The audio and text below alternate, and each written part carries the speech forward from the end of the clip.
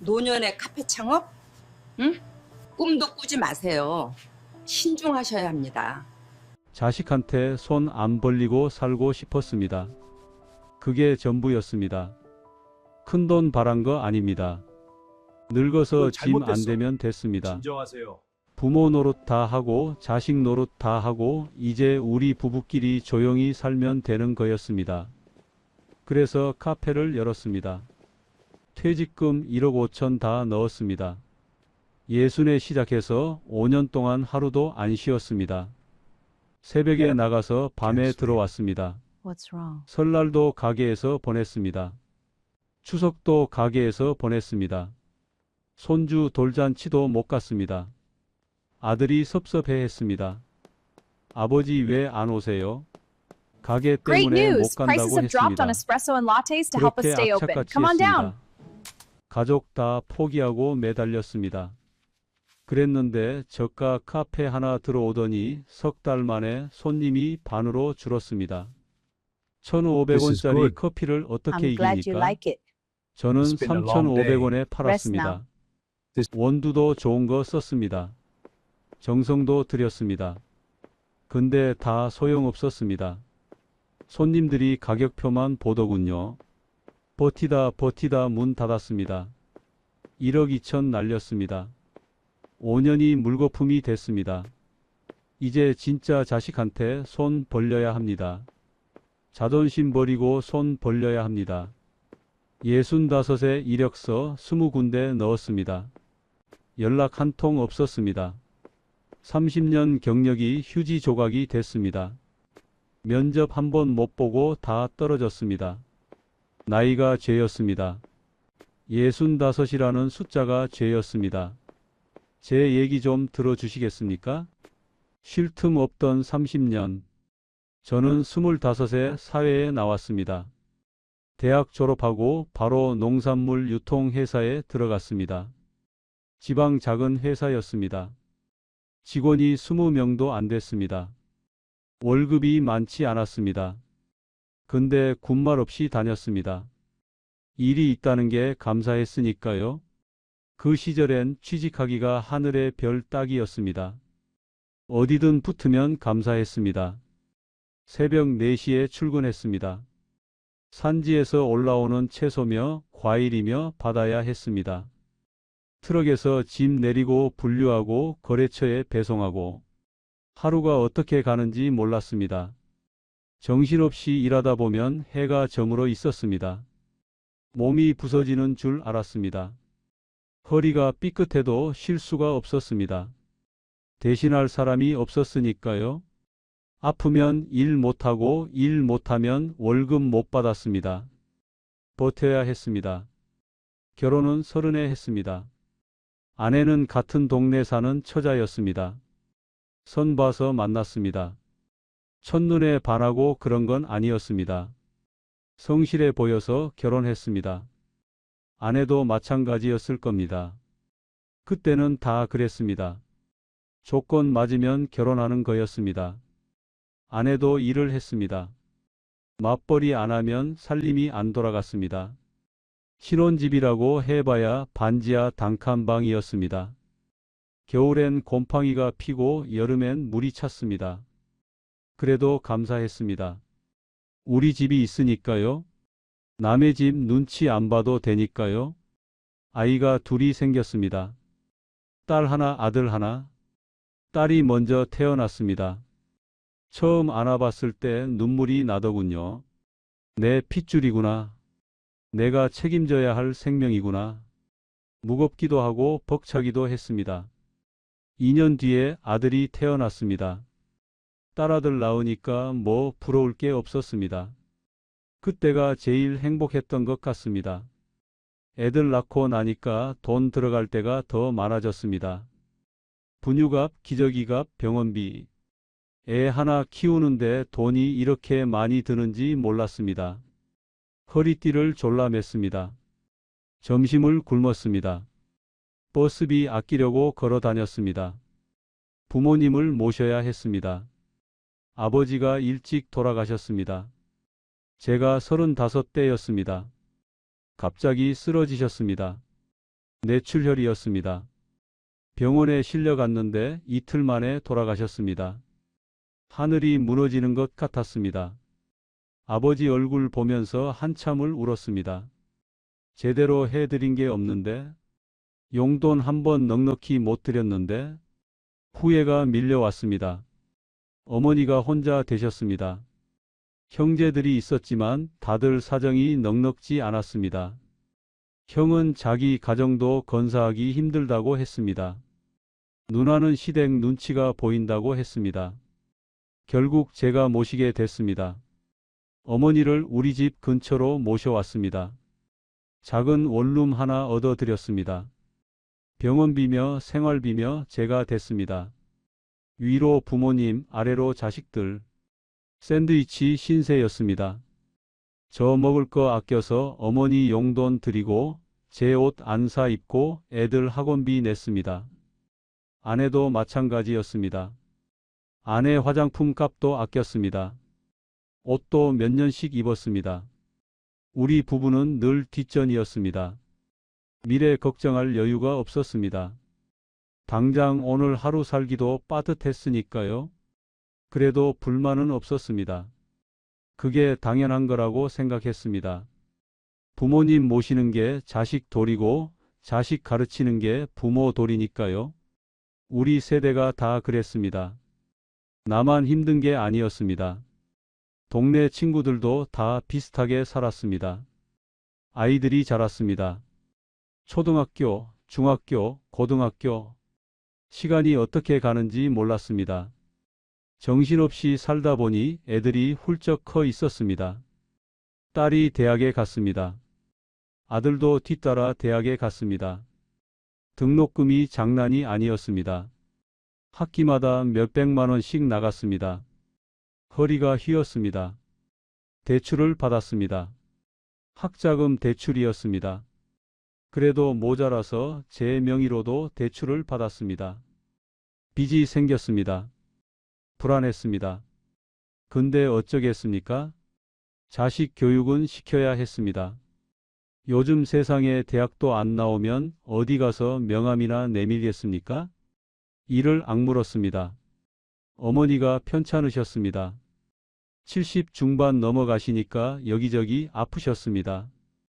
당뇨에 고혈압에 무릎 관절염까지 병원을 달고 사셨습니다. 병원비가 만만치 않았습니다. 한 달에 몇십만 원씩 나갔습니다. 어머니가 돌아가셨습니다. 제가 55대였습니다. 오래 편찮으셨습니다. 마지막엔 요양병원에 계셨습니다. 거기 비용도 장난이 아니었습니다. 장례 치르고 나니까 통장이 텅 비었습니다. 남은 거라고는 빚뿐이었습니다. 그제야 돌아봤습니다. 저축해 놓은 게 없었습니다. 30년 동안 악착같이 일했는데 모아놓은 돈이 없었습니다. 부모님 모시고 자식 가르치느라 제 노후를 챙길 시간이 없었던 겁니다. 손에 쥔 거라고는 낡은 몸뚱이 하나뿐이었습니다. 58배 회사를 나왔습니다. 권고사직이었습니다. 회사 사정이 안 좋아졌다고 하더군요. 물류 시스템이 바뀌면서 인원을 줄여야 한다고, 위로금 조금 얹어서 나가달라고. 30년 넘게 다녔는데 이렇게 끝나는구나 싶었습니다. 서운했습니다. 억울했습니다. 근데 어쩌겠습니까? 버틸 힘이 없었습니다. 퇴직금이 1억 5천 정도 나왔습니다. 30년 일한 값치고는 많지 않았습니다. 근데 제 손에 쥐어본 가장 큰 돈이었습니다. 통장에 찍힌 숫자를 보는데 실감이 안 났습니다. 이게 마지막 돈이라는 생각이 들었습니다. 이거 까먹으면 끝이었습니다. 연금 나오려면 아직 몇 년 남았고 그 연금도 얼마 안 됐습니다. 아내한테 말했습니다. 뭔가 해야 할 것 같다고. 가만히 있으면 안 될 것 같다고. 아내도 고개를 끄덕이더군요. 예순이 젊은 나이는 아니지만 그렇다고 놀고 있을 수는 없으니까요. 눈 뜨고 코 베이는 세상에 가만히 앉아 있으면 통장만 줄어들 게 뻔했습니다. 뭘 해야 하나 고민했습니다.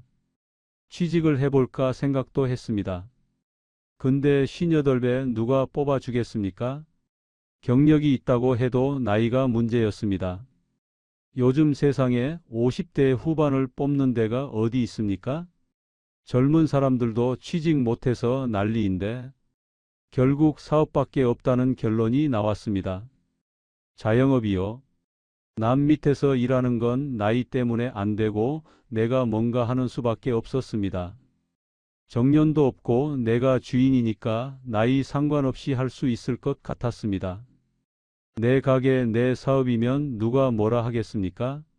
문제는 뭘 할 것인가였습니다. 30년 동안 농산물 유통만 했습니다. 다른 건 아는 게 없었습니다. 식당을 할까? 가게를 할까? 편의점을 할까? 며칠을 고민했습니다. 밤에 잠도 안 오고 생각만 했습니다. 그때 아내가 말을 꺼냈습니다. 카페는 어떠냐고요? 요즘 동네마다 카페가 많은데 우리도 해볼 만하지 않겠냐고. 커피 좋아하잖아. 분위기 좋은 가게 차려서 손님들이랑 얘기도 하고 그러면 좋지 않겠냐고. 솔직히 끌리더군요. 늙어서 조그만 카페 하나 운영하면서 사는 거. 그림이 그려졌습니다.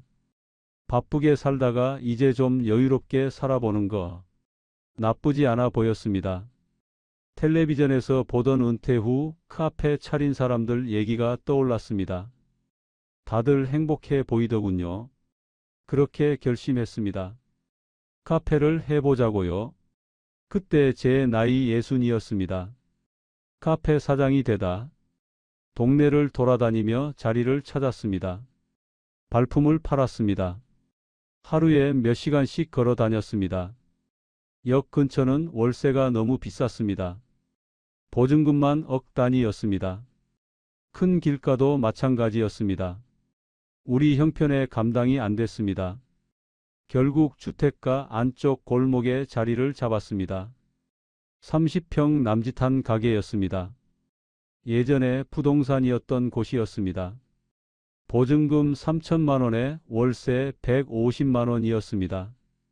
싸지는 않았습니다. 근데 골목치고는 유동인구가 있어 보였습니다. 앞에 아파트 단지가 있었고 근처에 학교도 있었습니다.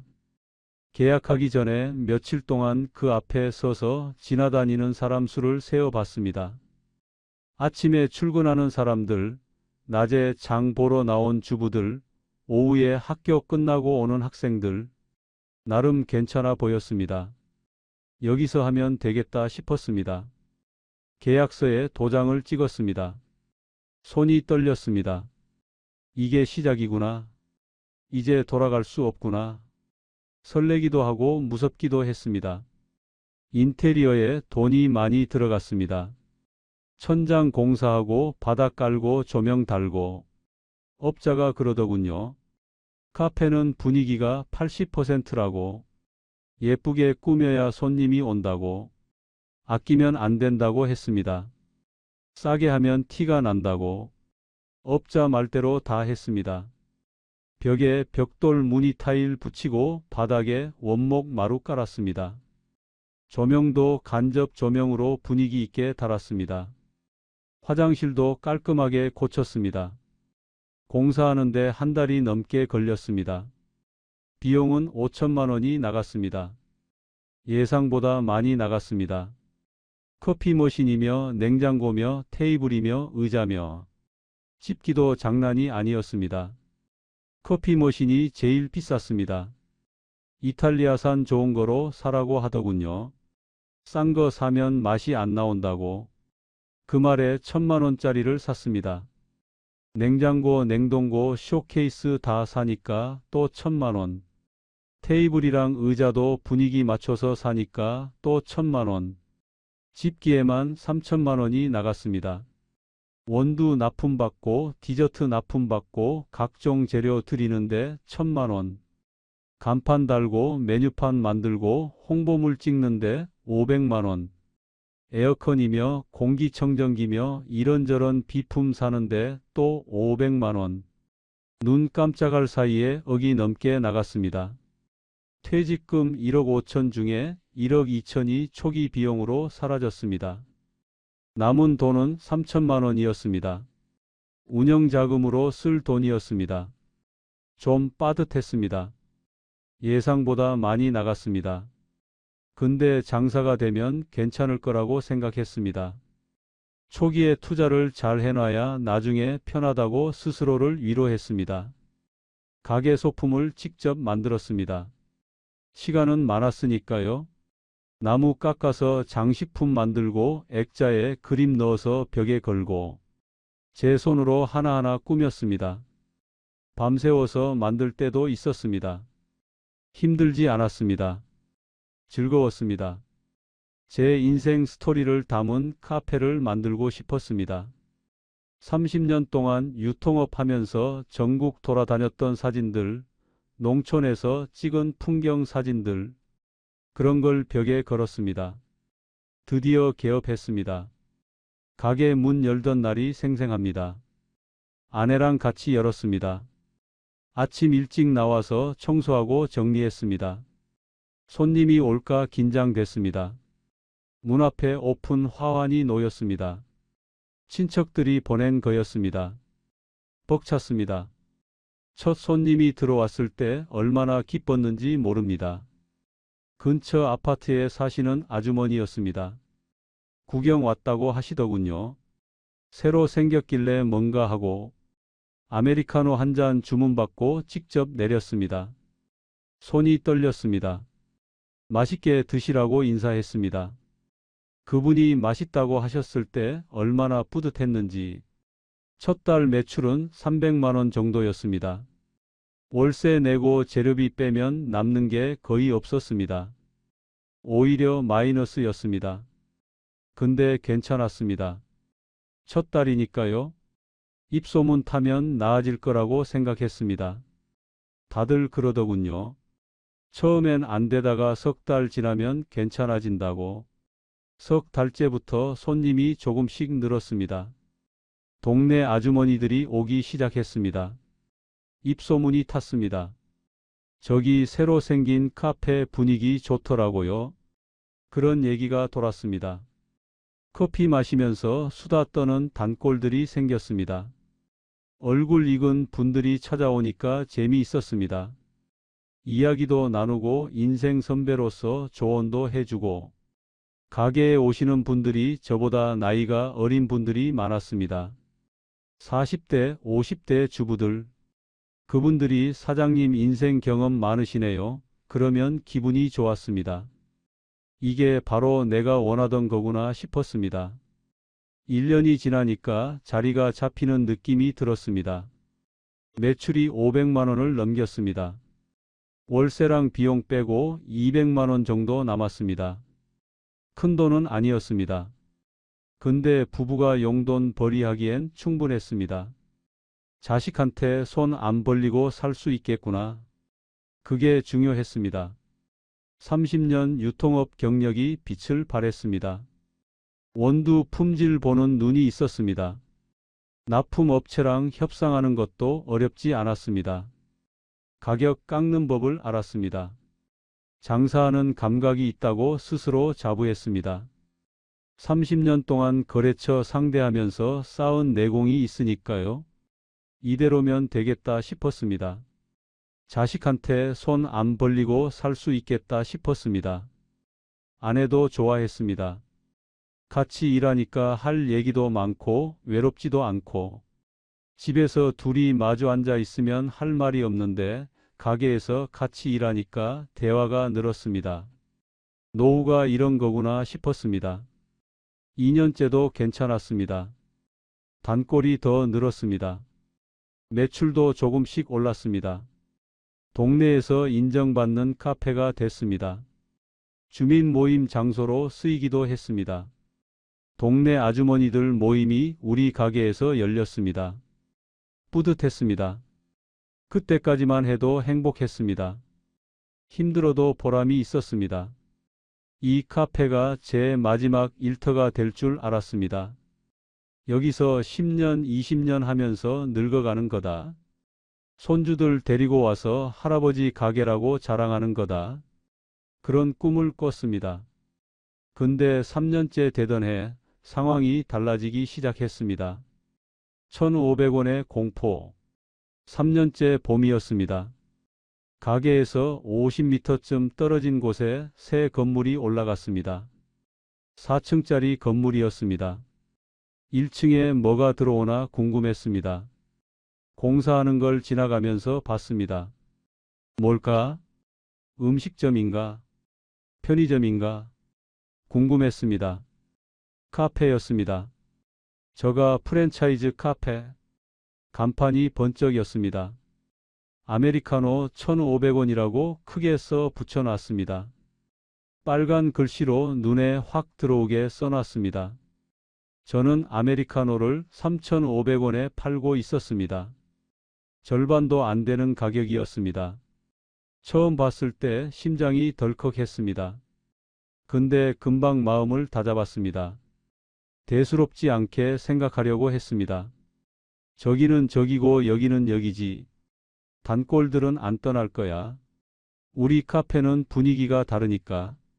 손으로 직접 내리는 커피 맛이 다르니까. 그렇게 믿었습니다. 믿고 싶었습니다. 한 달이 지났습니다. 손님이 줄었습니다. 눈에 띄게 줄었습니다. 하루에 오던 손님이 30명에서 20명으로 줄었습니다. 매출이 400만 원으로 떨어졌습니다. 100만 원이 빠진 거였습니다. 괜찮아, 적응 기간이야. 새 가게 생기면 한번 가보는 거지. 금방 돌아올 거야. 스스로를 달랬습니다. 2달째. 매출이 300만 원으로 떨어졌습니다. 단골이던 아주머니들이 안 보이기 시작했습니다. 매일 오시던 분들이 발길을 끊었습니다. 어디 가셨나 싶어서 물어봤습니다. 다른 분한테? 아, 그분요? 저기 새로 생긴 데 가봤는데 싸고 괜찮다더라고요. 가슴이 철렁했습니다. 그분들 얼굴 외우고 취향 기억하고 얼마나 정성을 들였는데 커피 취향 외워서 알아서 내려드리고 생신 때 케이크 서비스 해드리고 3년 동안 그렇게 했는데 1,500원 앞에서 그게 다 무너지는 거였습니다. 3달째. 매출이 200만 원으로 곤두박질 쳤습니다. 월세가 150만 원인데 200만 원 번 거였습니다. 재료비, 전기세, 가스비 빼면 마이너스였습니다. 적자가 시작된 겁니다. 남는 게 없었습니다. 오히려 까먹었습니다. 저가 카페에 가봤습니다. 속이 쓰렸지만 뭐가 다른지 보고 싶었습니다. 적을 알아야 싸우지 않겠습니까? 들어가니까 손님이 가득하더군요. 젊은 사람들, 학생들, 직장인들, 키오스크로 주문하고 셀프로 받아가고 빠르고 싸고 간편했습니다. 커피 맛을 봤습니다. 솔직히 맛은 우리 가게가 나았습니다. 원두 품질이 달랐습니다. 근데 그게 무슨 소용입니까? 1,500원인데 대부분의 사람들은 그 정도 맛 차이를 못 느낍니다. 느껴도 개의치 않습니다. 1,500원이랑 3,500원이 차이인데 2,000원을 아끼는 거니까요. 제 가게는 달랐습니다. 손으로 직접 내리니까 시간이 걸렸습니다. 한 잔 내리는데 5분은 걸렸습니다. 저가 카페는 기계가 30초 만에 뽑아냈습니다. 가격도 비쌌습니다. 분위기 있다고 자부했는데 요즘 사람들은 그런 거 안 따지더군요. 싸고 빠르면 그만이었습니다. 앉아서 오래 있는 사람보다 테이크아웃 하는 사람이 더 많았습니다. 세상이 바뀌었구나. 그때 처음 느꼈습니다. 제가 30년 전에 알던 장사가 아니었습니다. 제가 알던 세상이 아니었습니다. 아내한테 말했습니다. 좀 힘들어졌다고. 저가 카페 때문에 손님이 줄었다고. 아내 얼굴이 어두워지더군요. 한숨을 쉬더군요. 어떻게? 우리도 가격 낮춰야 하나? 계산을 해봤습니다. 1,500원에 팔려면 원두 품질을 확 낮춰야 했습니다. 지금 쓰는 원두가 킬로그램에 3만 원인데 만 원짜리로 바꿔야 했습니다. 그러면 맛이 달라집니다. 남아있는 단골마저 떠날 수 있었습니다. 저희 카페를 찾는 이유가 맛이었는데 그걸 포기하면 뭐가 남습니까? 이러지도 저러지도 못하는 상황이었습니다.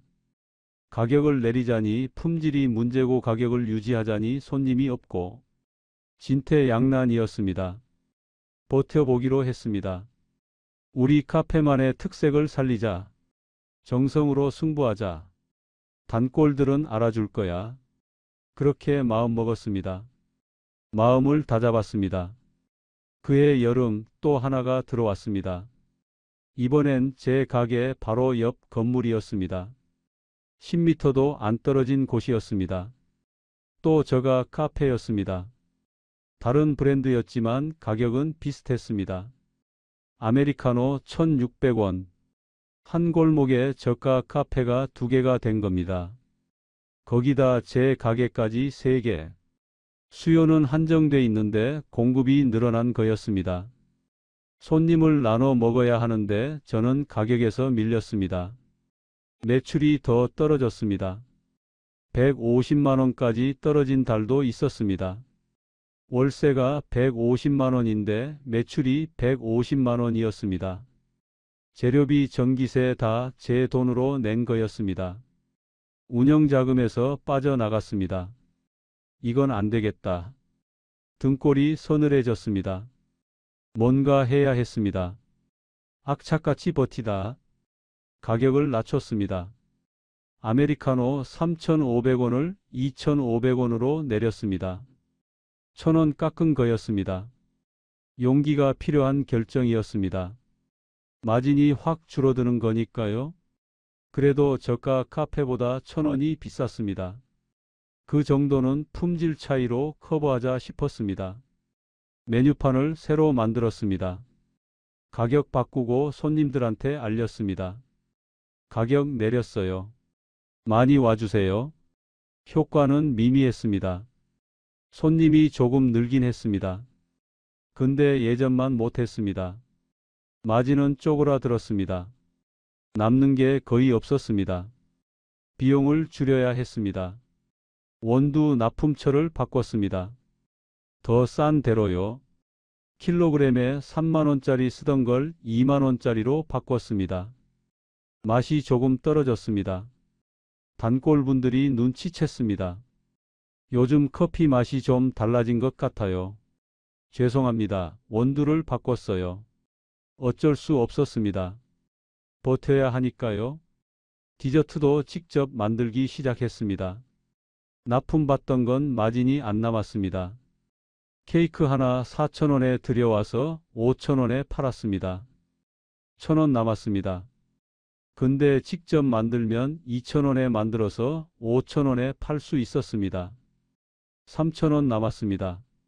새벽에 일찍 나와서 케이크 굽고 쿠키 만들었습니다. 밤에 레시피 보고 연습했습니다. 유튜브 보면서 배웠습니다. 60 넘어서 제빵 배울 줄은 몰랐습니다. 처음엔 망쳤습니다. 케이크가 푹 꺼지고 쿠키가 타고 버리는 게 더 많았습니다. 그래도 계속했습니다. 한 달 지나니까 그럭저럭 팔만한 게 나왔습니다.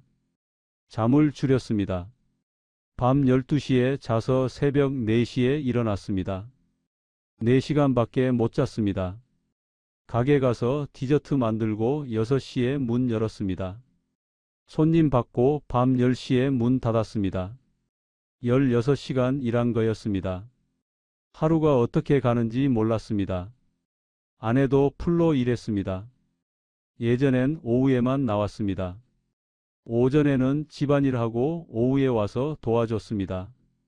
이제는 아침부터 밤까지 같이 있었습니다. 집안일은 밤에 했습니다. 빨래하고 청소하는 건 밤 11시 넘어서 했습니다. 둘이서 쉬는 날 없이 일했습니다. 4년째. 매출이 조금 회복됐습니다. 300만 원 중반대였습니다. 죽을 힘을 다해 350만 원 만든 거였습니다. 근데 순이익은 50만 원도 안 됐습니다. 가격 낮추고 비용 줄여도 저가 카페를 이길 수가 없었습니다. 저쪽은 프랜차이즈 시스템으로 원가를 낮췄습니다. 저는 개인이라 한계가 있었습니다. 하루 종일 일해서 50만 원. 부부가 나눠 먹으면 한 사람당 25만 원이었습니다. 하루에 16시간 일해서 한 달에 25만 원. 시급으로 따지면 5천 원도 안 됐습니다. 최저임금에 한참 못 미쳤습니다. 어디 가서 알바해도 이것보다 벌었습니다. 편의점 알바가 이것보다 나았습니다. 그래도 못 접었습니다. 1억 2천을 넣었으니까요. 여기서 접으면 다 날리는 거였습니다. 조금만 더 버티면 나아지겠지. 경기가 풀리면 손님이 돌아오겠지. 저가 카페가 망하면 우리한테 오겠지. 그렇게 생각했습니다. 희망 고문이었습니다. 몸이 망가지기 시작했습니다. 허리가 아팠습니다. 예전부터 안 좋았는데 더 심해졌습니다. 디스크였습니다. 아침에 일어나면 허리가 펴지지 않았습니다. 구부정하게 일어나서 한참 있어야 펴졌습니다. 오래 서 있으니까 다리가 퉁퉁 부었습니다. 하루 종일 서서 일했습니다. 앉을 시간이 없었습니다. 저녁에 집에 오면 다리가 저렸습니다. 압박 스타킹을 신었습니다.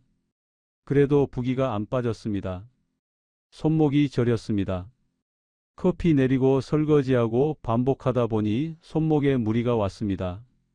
손목 터널 증후군이라고 하더군요. 밤에 손이 저려서 잠을 못 잤습니다. 병원 갈 시간이 없었습니다. 가게 비울 수가 없었습니다. 둘이서 겨우 돌리는데 한 사람이 빠지면 못 돌렸습니다. 아르바이트 쓸 돈도 없었습니다. 파스 붙이고 진통제 먹고 버텼습니다. 약국에서 파스를 박스로 샀습니다. 아내도 지쳐갔습니다. 얼굴이 푸석해졌습니다. 눈 밑에 다크서클이 짙어졌습니다. 예전에 없던 주름이 생겼습니다. 밤에 집에 오면 쓰러지듯 잤습니다. 말할 힘도 없었습니다. 대화할 여유가 없었습니다. 같이 사는데 대화가 없었습니다. 명절도 반납했습니다. 설날 추석 다 가게에서 보냈습니다. 명절에 문 닫으면 며칠치 매출이 날아가니까요. 그 며칠이 아까웠습니다. 자식들한테 못 간다고 했습니다. 올해도 가게 때문에 못 가겠다. 미안하다. 손주들 얼굴도 못 봤습니다. 아들네 손주가 2살이었습니다. 한창 예쁠 때였습니다. 돌잔치도 못 갔습니다. 가게 때문에 사진으로만 봤습니다. 아들이 보내준 사진. 손주가 웃고 있었습니다. 직접 안아보고 싶었습니다. 근데 갈 수가 없었습니다. 아들한테서 전화가 왔습니다. 아버지 괜찮으시냐고, 가게는 잘 되냐고, 잘 된다고 했습니다. 거짓말이었습니다. 걱정 끼치고 싶지 않았습니다. 아들 앞에서 망한 아버지 되기 싫었습니다. 5년째 더 버틸 수가 없었습니다. 매출은 오르지 않고 물가는 올랐습니다. 원두값이 올랐습니다. 우유값이 올랐습니다. 전기세, 가스비 다 올랐습니다. 월세도 올랐습니다.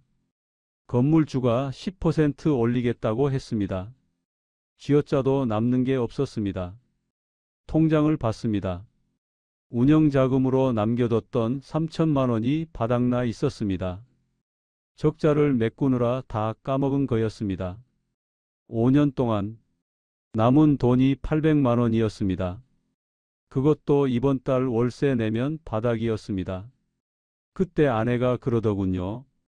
식탁에 마주 앉아서 지친 얼굴로 우리 언제까지 이러고 살아야 해? 대답을 못했습니다. 저도 몰랐으니까요. 문을 닫다 결심했습니다. 그만두자고. 더 버티면 더 잃는다고. 지금 접어도 손해인데 더 버티면 더 큰 손해라고 아내한테 말했습니다. 접자고. 이제 그만하자고. 아내가 한참을 말이 없었습니다. 창밖을 보더군요. 눈물이 고여 있었습니다. 그러다가 고개를 끄덕이더군요. 그래. 이제 그만하자. 수고했어. 그 한마디에 눈물이 났습니다. 5년이었습니다. 하루도 안 쉬고 악착같이 한 5년이었습니다. 새벽부터 밤까지 일한 5년이었습니다. 제 인생을 담겠다고 했던 카페였습니다. 그걸 접어야 한다니. 가슴이 찢어지는 것 같았습니다. 폐업 절차를 밟았습니다. 세무서에 가서 폐업 신고를 했습니다. 서류에 도장 찍는데 손이 떨렸습니다. 이걸로 끝이구나. 진짜 끝이구나. 임대인한테도 연락했습니다. 다음 달까지 비워드리겠습니다.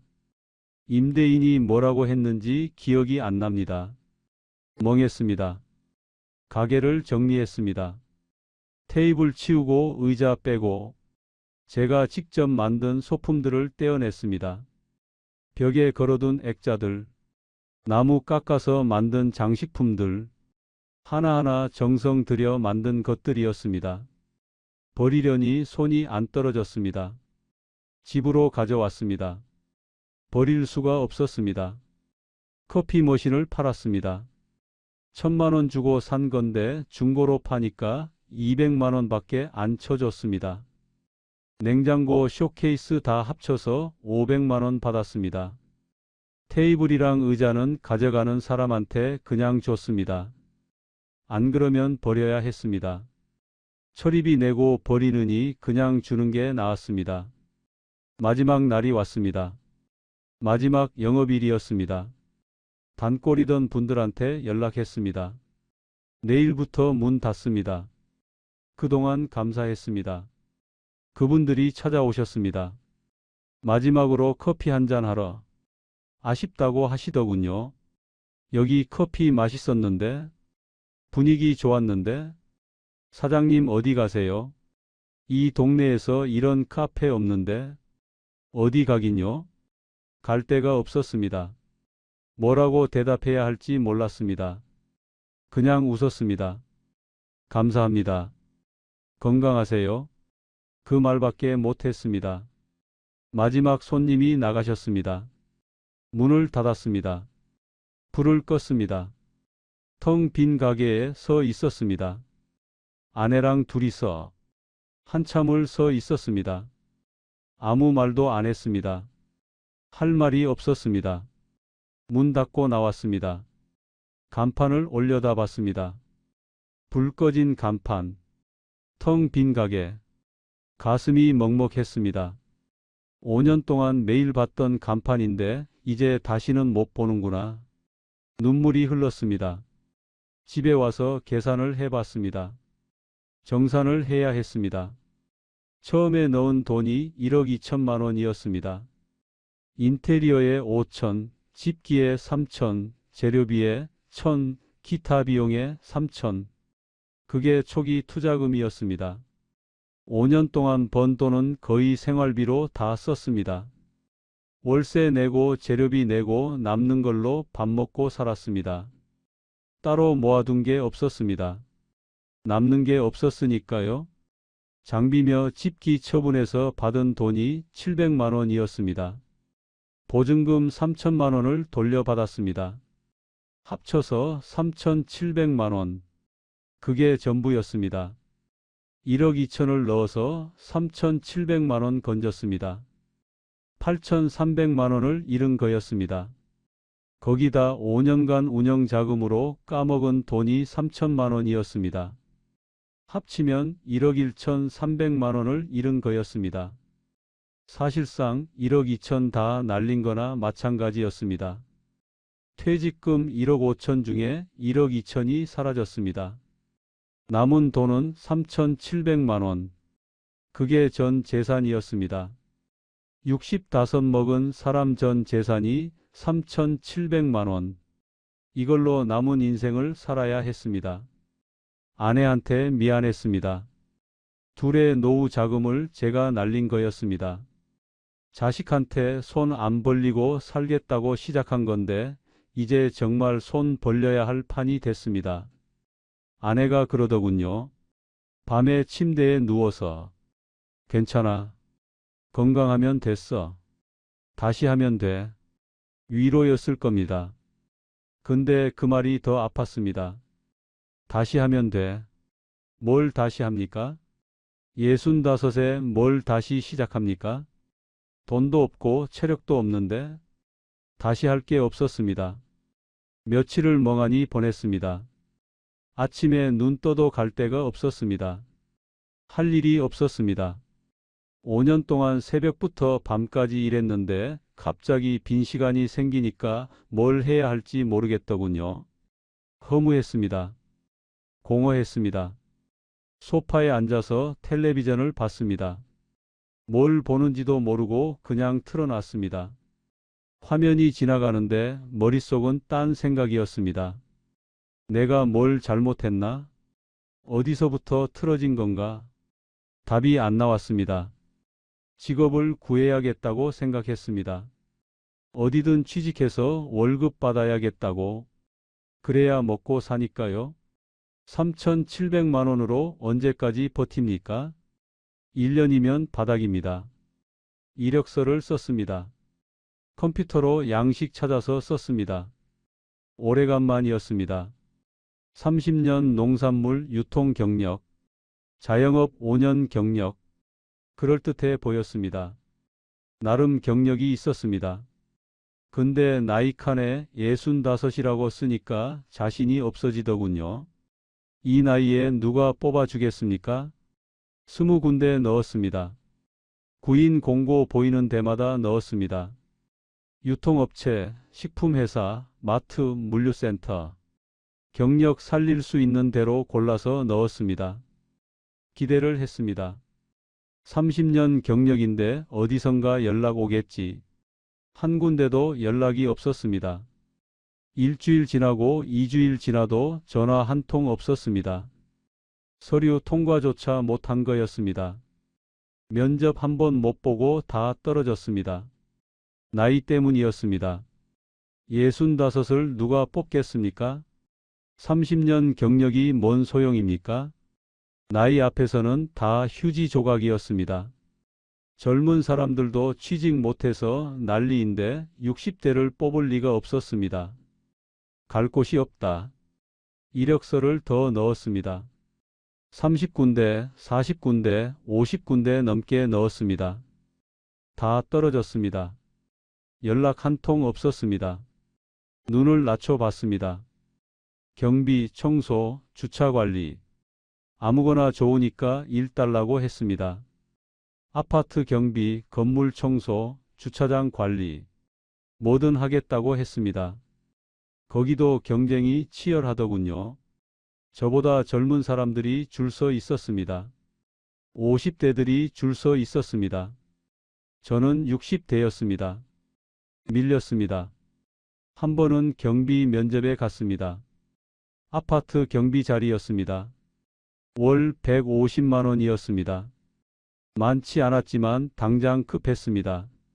면접 보러 갔습니다. 대기실에 사람이 10명 넘게 있었습니다. 다 50대, 60대였습니다. 저 같은 사람들이었습니다. 퇴직하고 갈 곳 없는 사람들. 다들 긴장한 얼굴이었습니다. 면접관 앞에서 고개 숙이고 예예하는 모습이 보였습니다. 서글펐습니다. 우리가 이렇게까지 해야 하나? 제 차례가 왔습니다. 면접을 봤습니다. 경력 얘기하고 성실히 하겠다고 했습니다. 면접관이 고개를 끄덕이더군요. 연락드리겠습니다. 탈락했습니다. 며칠 뒤에 문자가 왔습니다. 탈락이라고. 나이가 너무 많다고 하더군요. 나중에 들었습니다. 그 자리 58세분이 갔다고. 저보다 7살 어렸습니다. 경비도 나이 때문에 안 되는구나. 기가 막혔습니다.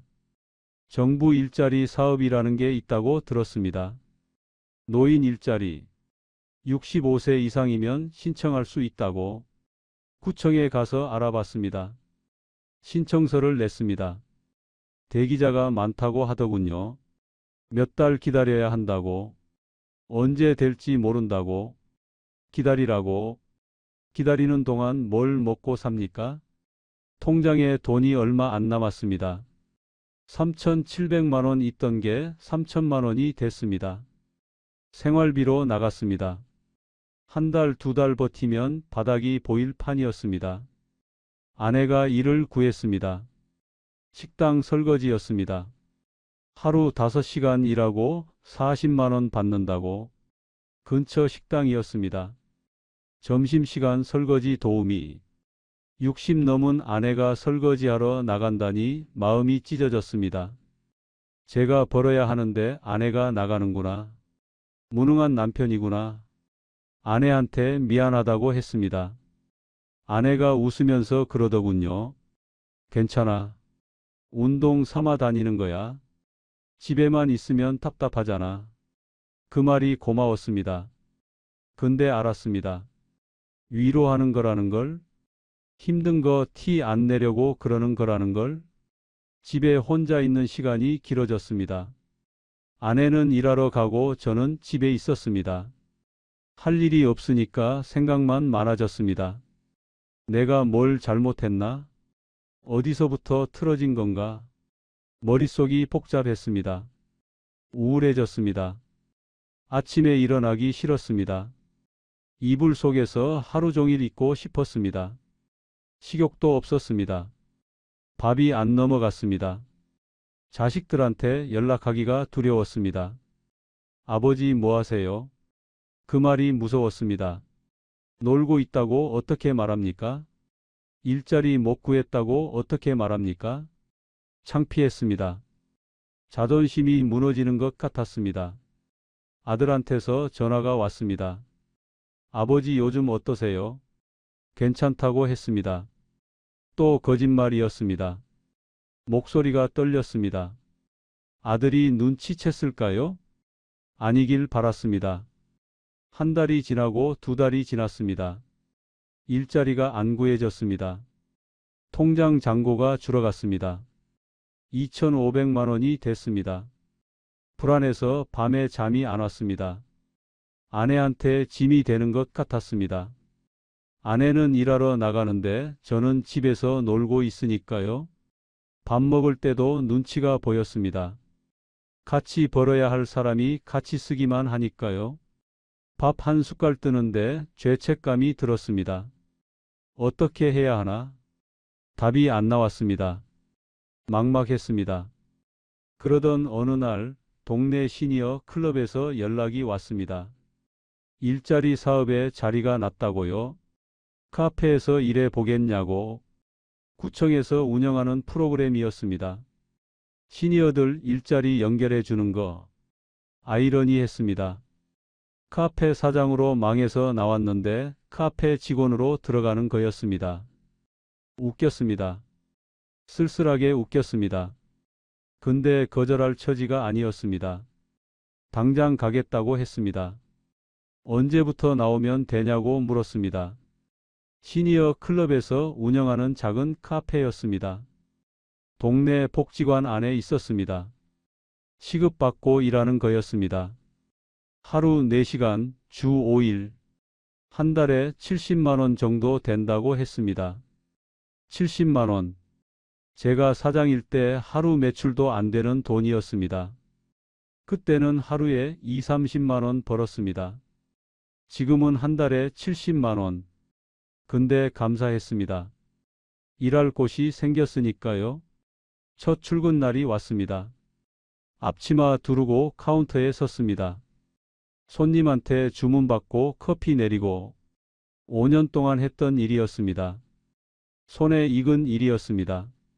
근데 느낌이 달랐습니다. 내 가게가 아니니까요. 남의 가게에서 시급받고 일하는 거니까요. 사장님이라고 불리던 사람이 직원이 됐습니다. 아르바이트생이 됐습니다. 자존심 상했습니다. 처음엔. 근데 며칠 지나니까 그런 생각도 사라졌습니다. 일이 있다는 게 감사했습니다. 돈이 들어온다는 게 감사했습니다. 그래도 버텼습니다. 일이 있다는 게 감사했습니다.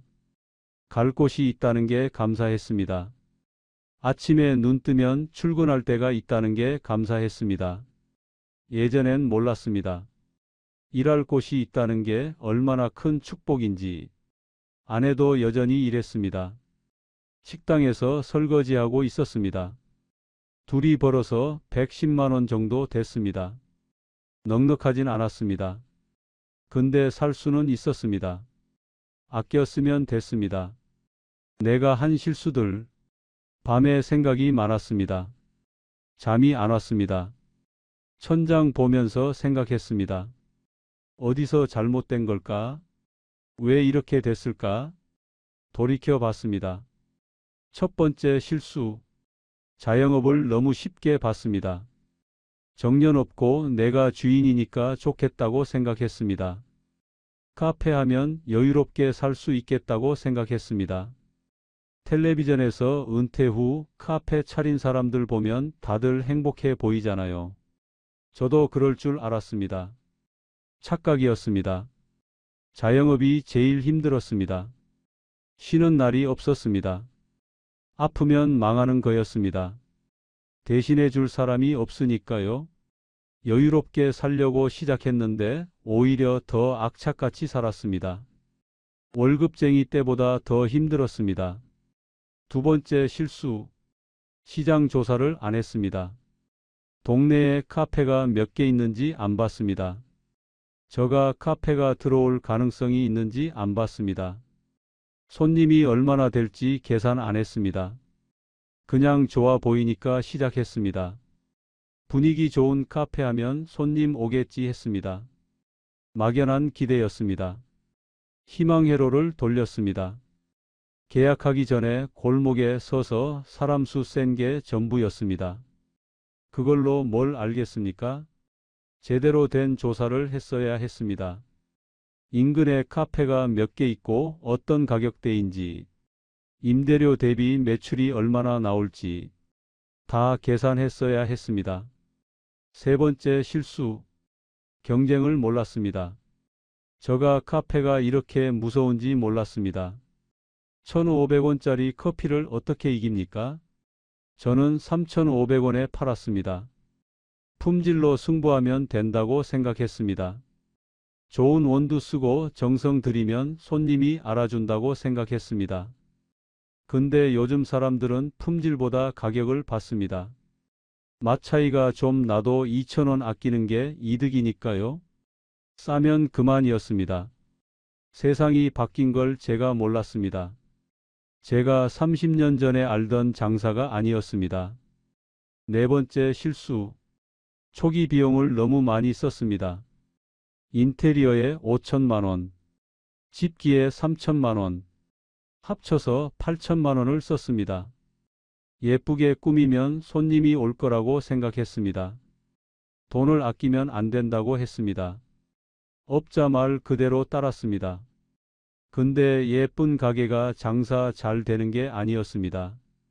1,500원짜리 저가 카페는 인테리어가 단순했습니다. 허름하다고 해도 될 정도였습니다. 근데 손님이 더 많았습니다.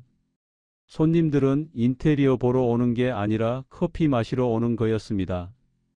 싼 커피를. 다섯 번째 실수. 손절을 못했습니다. 저가 카페에 들어왔을 때 접었어야 했습니다. 3년째, 4년째. 매출 떨어지고 적자 나기 시작했을 때 그만두었어야 했습니다.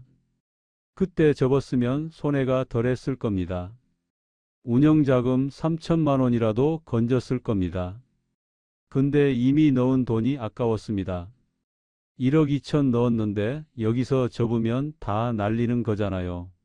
조금만 더 버티면 나아지겠지 했습니다. 경기가 풀리면 손님 돌아오겠지 했습니다. 버틸수록 돈이 더 나갔습니다.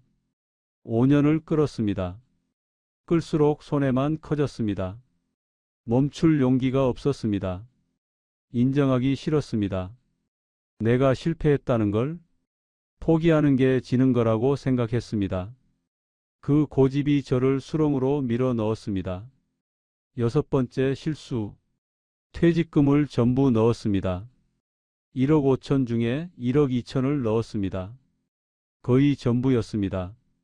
3천만 원만 남겨두고 다 쏟아 부었습니다. 사업이 안 되면 노후가 없는 거였습니다. 절반만 넣었어야 했습니다.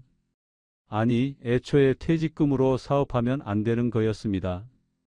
그 돈은 마지막 보루였습니다. 노후 자금이었습니다. 없으면 안 되는 돈이었습니다.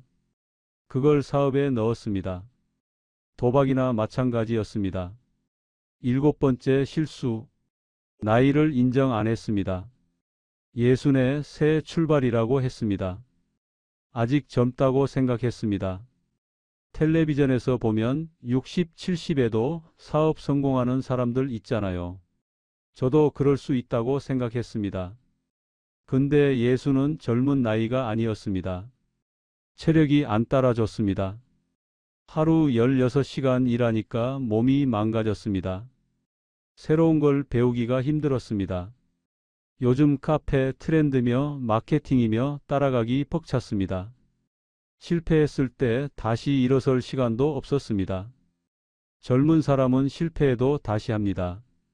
30대에 망해도 40대에 다시 할 수 있습니다. 우리는 아닙니다. 65에 망하면 다시 할 시간이 없습니다. 체력도 없고 기회도 없습니다. 한번 무너지면 끝입니다. 남은 것들. 지금 저는 시니어 클럽 카페에서 일합니다. 동네 복지관 안에 있는 작은 카페입니다. 시급받고 일하는 직원입니다. 하루 4시간 한 달에 70만 원 정도 법니다. 5년 전 제가 카페 사장이었다는 게 믿기지 않습니다. 그때는 직원 월급 주는 입장이었습니다. 아르바이트생한테 시급 주던 사람이었습니다. 이제는 제가 시급받습니다. 아이러니합니다. 그래도 감사합니다. 일이 있으니까요. 갈 곳이 있으니까요. 아침에 눈 뜨면 출근할 때가 있습니다. 그게 감사합니다. 예전엔 당연하다고 생각했습니다. 일하는 게 당연하다고. 아니었습니다.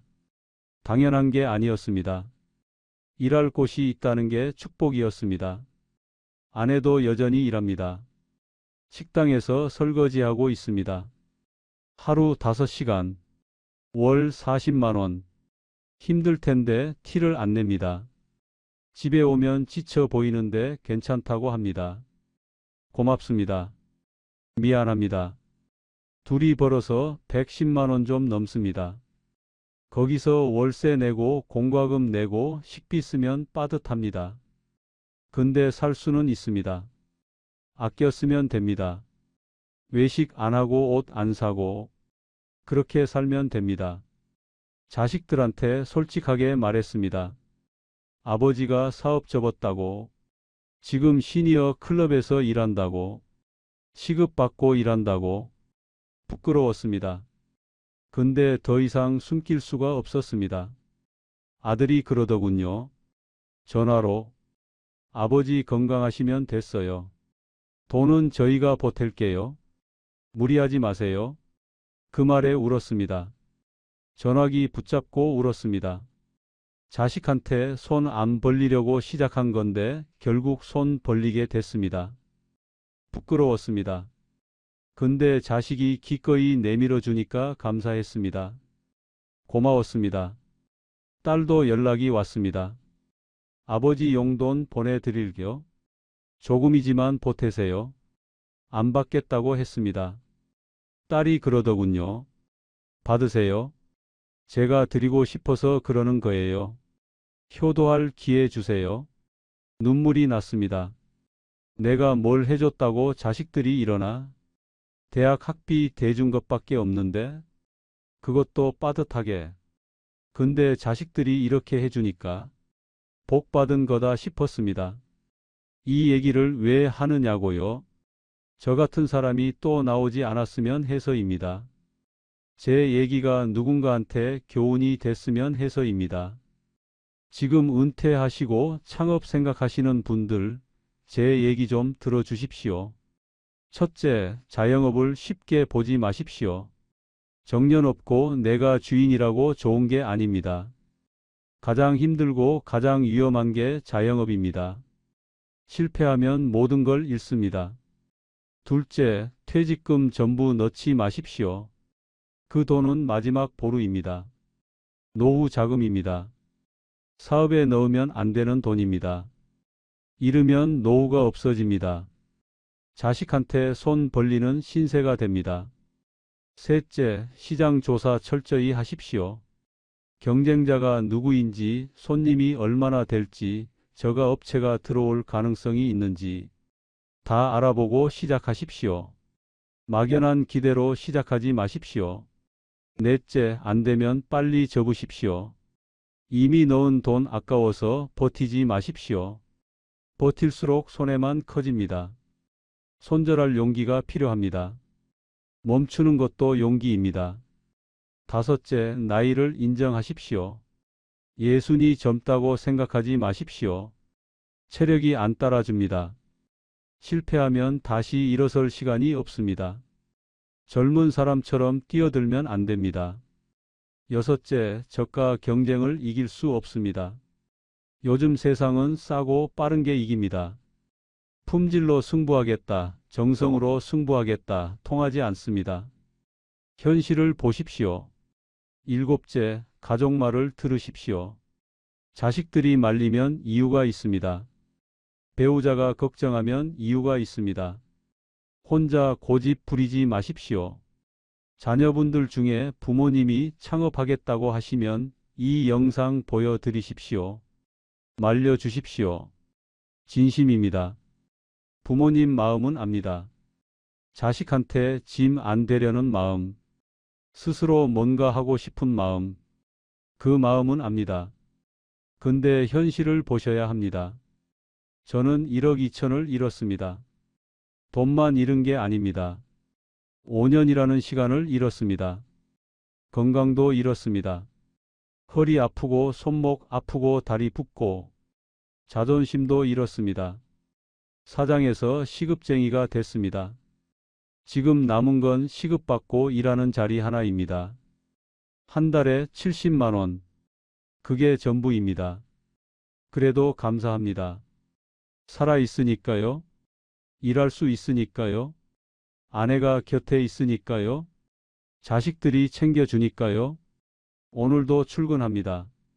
앞치마 두르고 카운터에 섭니다. 손님한테 웃으면서 인사합니다. 어서 오세요. 뭐 드릴까요? 그게 지금 제 삶입니다. 힘들어도 웃습니다. 살아있으니까요. 내일도 해가 뜨니까요. 버티면 뭔가 있겠지요. 그렇게 믿고 삽니다. 긴 얘기 들어주셔서 감사합니다. 혹시 비슷한 경험 있으신 분 댓글로 나눠주시면 힘이 될 것 같습니다. 창업 생각하시는 분들 어떻게 준비하고 계신지 댓글로 나눠주십시오. 서로 도움이 됐으면 좋겠습니다. 제 얘기가 누군가한테 조금이라도 도움이 됐으면 좋겠습니다. 건강하십시오. 오래오래 건강하십시오. 감사합니다.